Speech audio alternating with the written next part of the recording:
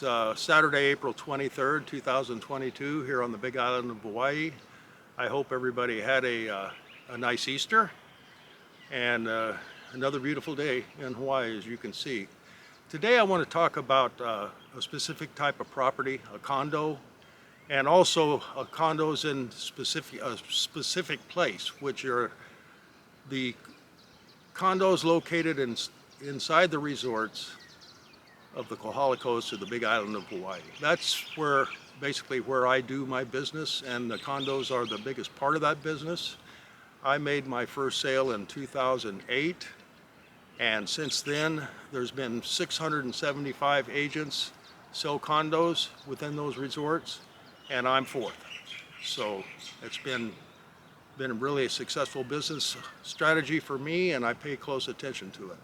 The one thing that I've been hearing lately among buyers is that there seems to be a pretty accepted concept among a lot of buyers that we are currently in a bubble with regard to prices within the resorts and condos within the resorts.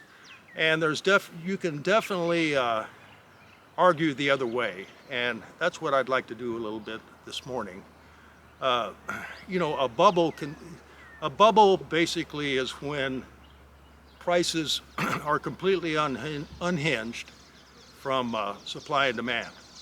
And I'm going to argue that that's not currently the case. And I'm going to argue that the fundamental problem is supply.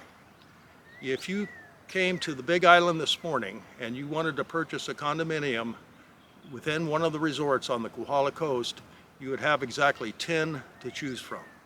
There's only 10 available for sale. There's 53 in escrow, and 89 have closed since the first day of 2022. Out of the 53 that are in escrow, 27 of them are in two developments. One is Koaniki, which is a much smaller amount of units. The other is the Apuna Beach Cottages up at what used to be the old Apuna Prince Hotel. That just sold out this week, and Koaniki had sold out previously. So, you know, that to a certain extent ameliorated the supply situation, and now they're gone. So if anything, I think that the supply of condos for sale might even decrease. And on the demand side, I mean, it's certainly there. I actually went this morning and figured out how many are closing per day that the Bureau of Conveyances is open, and it's 1.2 per day since the first of the year. 1.2 properties have sold. And if you're going to do an absorption study, you know, I mean, mathematically, the 10 that are on the market right now should be closed, you know, basically in less than 10 days. So, not closed, but are in escrow. So, the demand is certainly there. All of the factors that I've talked about in the past with regard to demand, you know, the work from home, the safety of the coronavirus here. By the way, my wife told me that, this was last week, that there was nobody in the emergency room due to COVID on the entire island. So, you know, you got the safety. That the one thing that is changing is the cheap money. Obviously, mortgage rates are rising. But in the resorts and with the prices they're going for, I really don't think that's going to have much of an effect. Most of the people that obtained mortgages did not need to borrow the money to actually buy the property. They just chose to because money was so cheap. Another characteristic of a bubble is if you would draw like a line over many years, a trend line, and you should be able to see if you were above the trend of price appreciation or below. I saw a presentation yesterday by a guy named Paul Brubaker, who's really knowledgeable about this and has all kinds of data going way back here in Hawaii. And what you should be able to expect with a 95% degree of accuracy is a 4.5% appreciation over time. If you would predict what your place is going to be years ahead, and using that number, you should be have 95% certainty.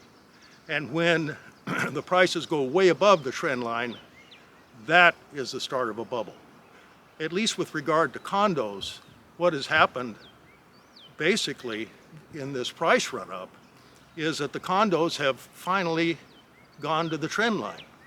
And I can personally, vouch for that with my own property here. So, if I would expect the price that I could sell that for to appreciate at 4.5% compounded over the time I bought it, I'm approaching it, but I'm still not there. So anyway, I just think that the fundamentals are still in place for the demand. The problem is the supply. Another interesting statistic on this Mr. Brubaker's speech was that there were the same amount of houses built, this is at least in Honolulu, in 1920 as there were in 2020. That is how constricted the supply is. The population of the islands has gone up, 4 or 5 different times. It's just a different world. But that's how hard it is to build here. And so you're going to have a chronic supply or inventory shortage, along with I just can't see the demand lessening that much. So if you ask me if we're in a bubble, I would say no. Could I be wrong? Yes, but that's what I'm thinking today. All right, thank you for your time, and you guys have a good day. Aloha.